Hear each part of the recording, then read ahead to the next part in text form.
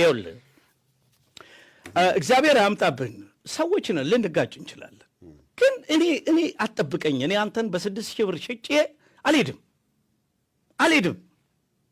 አይደለም በ6000 ብር በሚሊየን በሚቆጠር ዶላር አልሸጥህ ሰውነን እንጋጫለን እንለያያለን ነገ ሚዲያ ላይ ማንም ሰው አያየኝም ህወሓት መንበርከክ አብይና ቡድኑ እንጂ እንደፋኖ እኛ አናውቀውም ይሄን አናውቅም ነው የሚለው ለግብጽ መላላክ ለኢሳያስ ለፕሬዝዳንት ኢሳያስ መሽቆጥቆጥ ለህወሓት መንበርከክን አብይና ቡድኑ እንጂ ፋኖ አያውቀውም ይላል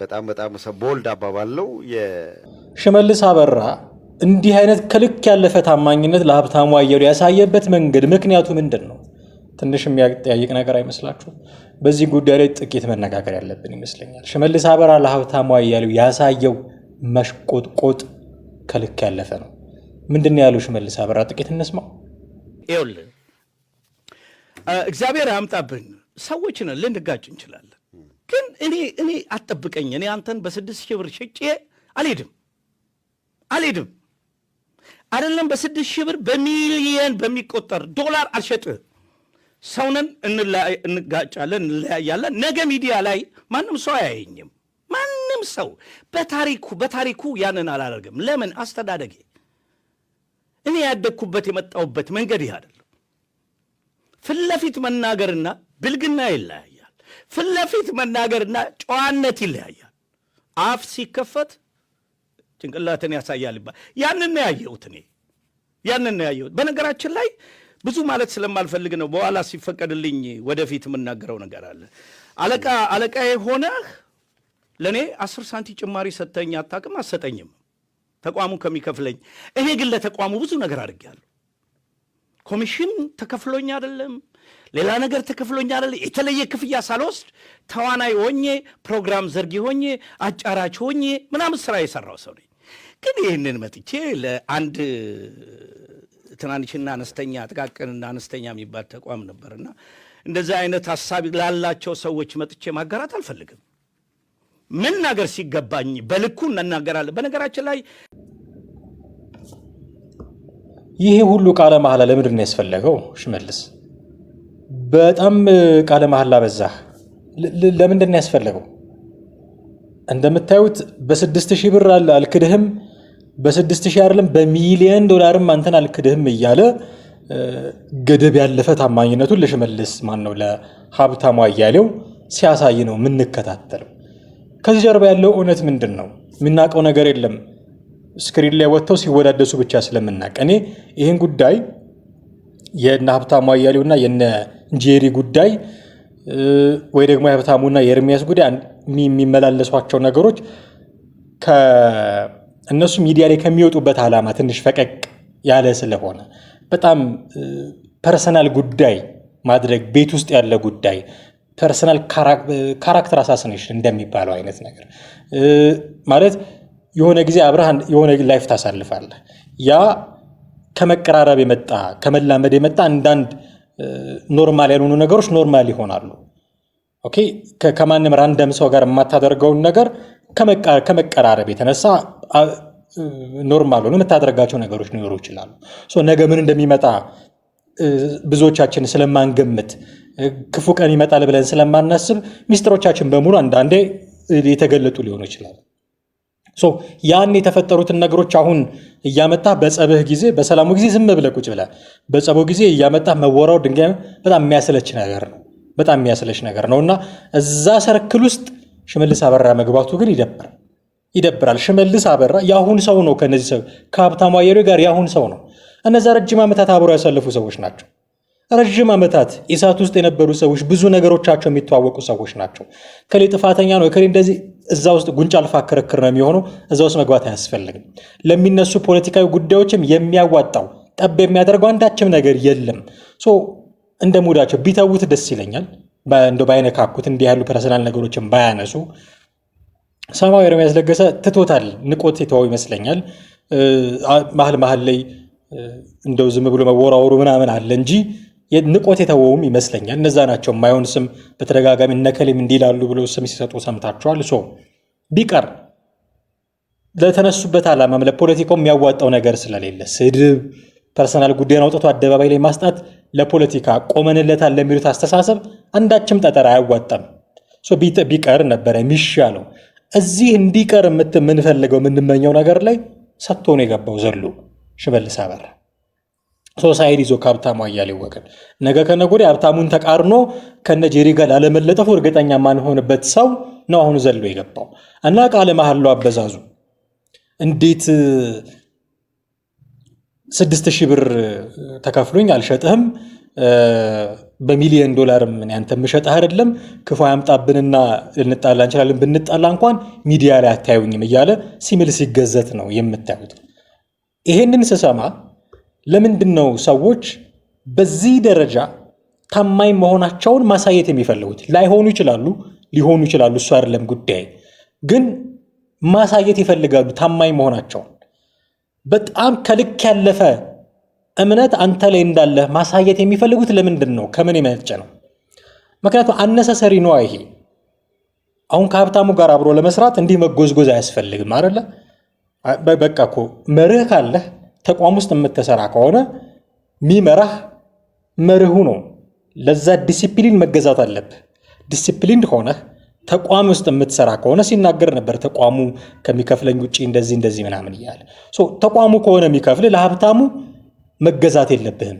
ከልክ ያለፈ ታማኝነትን ማሳየት የለብህም። ግን ለምንድን ነው የሚያሳየው?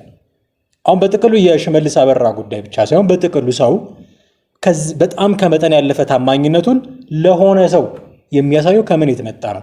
ይህንን በማየት በመዳሰስ የሽመልስ አበራ የቆመበትን ችግር እንደው ልንረዳለት እንችላለን ከሚል መረጃ ነው። አንደኛው ተቀባይነትን እና ፍቅርን የመሻት የማግኘት ፍላጎት ነው የሚሆነው። አንዳንድ ሰዎች በባህሪያቸው በሌሎች ዘንድ የመወደድ እና የመቀበል ከፍተኛ ፍላጎት አላቸው። ባክግራውንዱ አርቲስት ነው ሽመልስ አበራ። የኖረበት ላይፍ ነው። ዝነኝነት ብርቁ አይደለም። አሜሪካ ሲገባ ፖለቲካ ውስጥ ስለገባ የማያውቀው ፖለቲካ ውስጥ ስለገባ ምናልባት ተቀባይነቱ ቀንሶ ይሆናል። ስለዚህ ሀብታሙ አያሌውን ተጠግቶ ያንን ዝና፣ ያንን ተቀባይነት፣ ያንን ፍቅር፣ ያንን ተወዳጅነት ሲክ ማድረግ ፈልጎ ሊሆን ይችላል።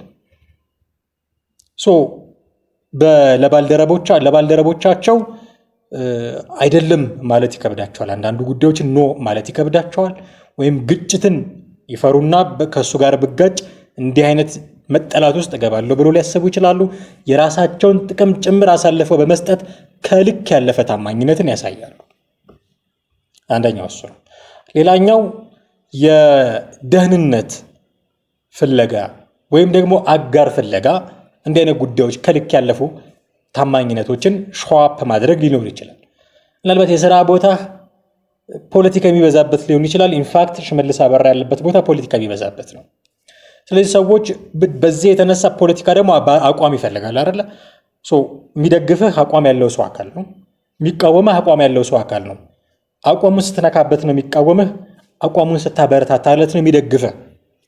ስለዚህ በዚህ የተነሳ የሆነ አቋም መያዝ አለብህ። አለዛ ብቻዬን እቀራለሁ ብሎ የሚል ስጋት ሊያደርበት ይችላል። ስለዚህ ፖለቲካ የሚበዛበት ከባቢ ውስጥ ሰዎች ብቻቸውን እንዳይቀሩ የሆነ ጥጋት ይፈልጋሉ፣ የሆነ ጥምረት ይፈጥራሉ። ለአንድ የተወሰነ ቡድን ወይ ለአንድ የሆነ ሰው ፍጹም ታማኝ በመሆን ምናልባት በስራ ምክንያት የሚፈጠር ችግር ካለ የዛ ችግር የዛ ማዕበል ውስጥ ከለላ ለማግኘት ተደርጎ ሊወሰድ ይችላል። እዛ ቦታ ውስጥ ሀብታሙ የማይነካ አካል ሆኖ ከተገኘ ፖለቲካ የበዛበት ቦታ ስለሆነ ሀብታሙ የሚባል ምሰሶ ይዘህ ነው ከማዕበሉ የምትተርፈው። ሽመልስ አበራ ሊትራሊ ይሄንን ነው እያደረገ ያለው። ሀብታሙ የሚባለውን ሰውዬ ይዞ ከሚመጣበት ፖለቲካዊ ማዕበል ለመጠለል ጥረት እያደረገ ያለ ይመስላል። ለዚህ ነው ገደብ አልባ ድጋፍ፣ ገደብ አልባ ታማኝነትን ሲያሳይ የምታዩት። ከዚህ ውጭ የውለታ ስሜትም ሊኖር ይችላል። ውለታ አንዳንድ ሰው ምናልባት አንዳንድ ባልደረቦች የሥራ ሁኔታዎች አጀማመራቸው ላይ ሌት ካመር ነው እንደምታውቁት። ሽመልስ አበራ አጀማመሩ ላይ ካገዘው፣ ስራ ካሳየው፣ እንዴት እንደሚሰራ ካስተማረው፣ በአስቸጋሪ ጊዜ በአስቸጋሪ ወቅት ድጋፍ ካደረገለት ያ ሰው የእድሜ ልክ ባለውለታው ነው የሚሆነው። ዕዳ እንዳለበት ባለ ዕዳ እንደሆነ ነው የሚረዳው። ስለዚህ ይህ ባለዕዳነት ስሜት ለባልደረባው ስህተት እንኳን ቢያይ አንተ ልክ ነህ፣ እጹብ ድንቅ የሆነ ስራ ነው፣ አንተ ንዑድ ክቡር ነህ ብሎ ነው በቃ ሲያሞግሰው የሚኖረው። እንዲህ እያደረገ ነው ሽመልስ አበራ። እኔ እንዲህ ነው የሚታየኝ። አንዳንድ ጊዜ ደግሞ የግል ድንበርህንም አለማወቅ ማስደፈርም ጭምር ይመጣል። በዚህ የተነሳ ፕሮፌሽናሊ ምን አይነት ህይወት እንዳለህ በመርሳት ህይወትን፣ ፕሮፌሽናል ህይወትን፣ የግል ግንኙነትን ለይቶ አለማወቅ። አንዳንድ ጊዜ አንተ የነበረህን ማንነት ሸርሽረህ ጥለህ ምናልባት ለጥገኝነት ሊሆን ይችላል አሜሪካ ውስጥ ለአሳይልም በሚደረግ ጉዳዮች ፖለቲካ ውስጥ ገብተህ ትገኝና ከዛ ድንበርህን አሳልፈህ ትሰጣለህ። ይሄ የኔ ሜዳ ነው የሚልህ ሀብታሙ አያሌው። ፖለቲካ የኔ ሜዳ ነው የሚልህ። የእሱ ሜዳ ገብተህ ስትጫወት ያንተ በጥበብ የተገነባ ድንበርህ ይደረመሳል። ከዛ ለከት የለሽ ገደብ አልባ ታማኝነት ለሀብታሙ አያሌው ስታሳይ ትኖራለህ። ባጭሩ ከልክ ያለፈ ታማኝነት ይህንን ለማሳየት የሚደረግ ጥረትና መጋጋጥ አንዳንድ መልካም የወዳጅነት ስሜት ሊመስል ይችላል። ነገር ግን በስራ ቦታ ላይ ሚዛናዊነትን ያሳጣል። የሰራተኛውን የግል እድገት ጭምር ሊገድብ የሚችል አንዳንድ ጊዜ የድርጅቱንም አሰራር ሊያዛባ የሚችል ነው። ድርጅት ነው ሀብታሙ ነው ያለው ብለህ እንድትጠይቅ ያደርግሃል። አንዴ እዚህ ጉዳዮች ሽመልስ አበራ መካተቱ ትንሽ ምቾት አልሰጠኝም። ከሁሉ በላይ ሽመልስ አበራ ማለት የተዋጣለት ተዋናይ መሆኑን መርሳት አያስፈልግም። እየተወነ ሊሆን ይችላል፣ ፐርፎርም እያደረገ ሊሆን ይችላል። እንደዚህ ያለው በሀብታሙ ፊት ፐርፎርም እያደረገ ሊሆን ይችላል። ተዋናይ መሆኑን መርሳት አይገባም። ችግሩ ራሱ ሽመልስ አበራ በሀብታሙ ፊት እንዲህ ሲሽቆጠቆጥ የነበረው ሽመልስ አበራ ዘመነ ካሴ አልሽቆጠቆጥም ያለበትን መግለጫ ሲተነትን የነበረ ሰው ሆኖ መገኘቱ ነው። ሲተነትን ነበረ።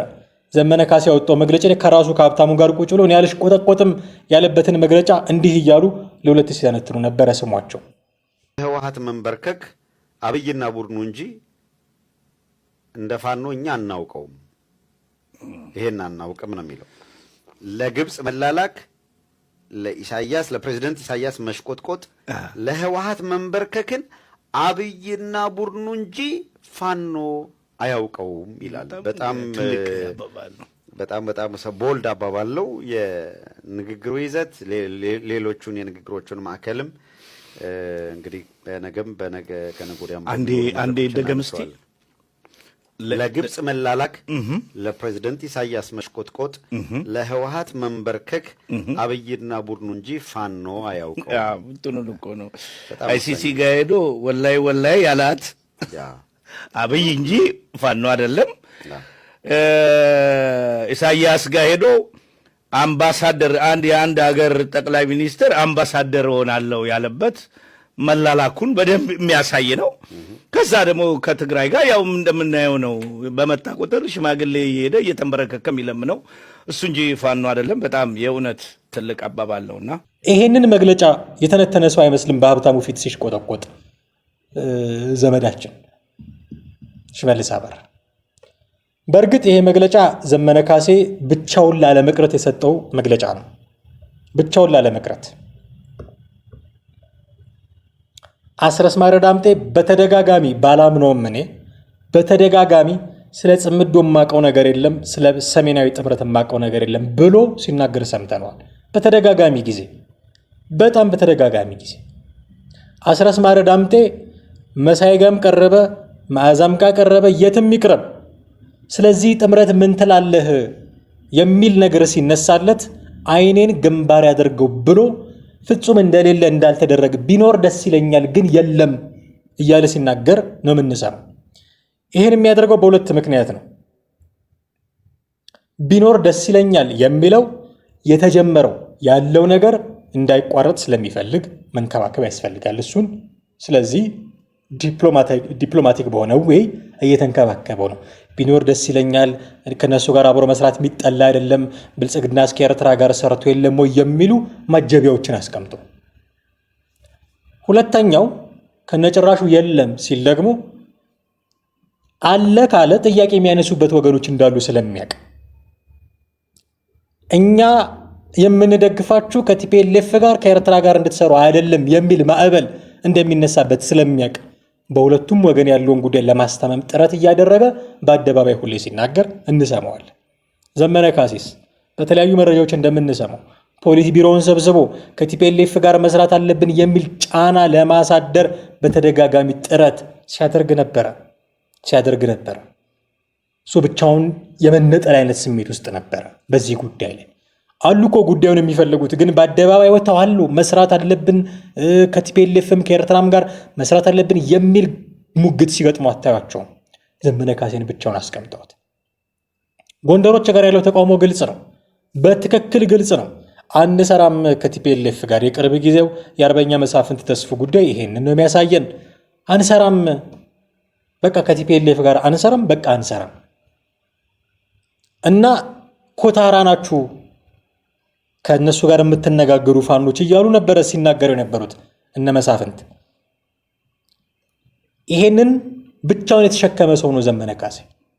ሌሎቹ ቅድም እንዳልነው በየመግለጫዎቻቸው በየሚያደርጉት ንግግር ሁሉ ለመሽሎክሎክ የሆነ የፈሪ በር ለማበጀት ጥረት ሲያደርጉ ስለምናያቸው የዚህ የጽምዶ ሐሳብ የዚህ የሰሜናዊ ጥምረት ሐሳብ ብቸኛ ተሸካሚ ሰው ዘመነ ካሴ ሆነው ቀርቶ ነበር።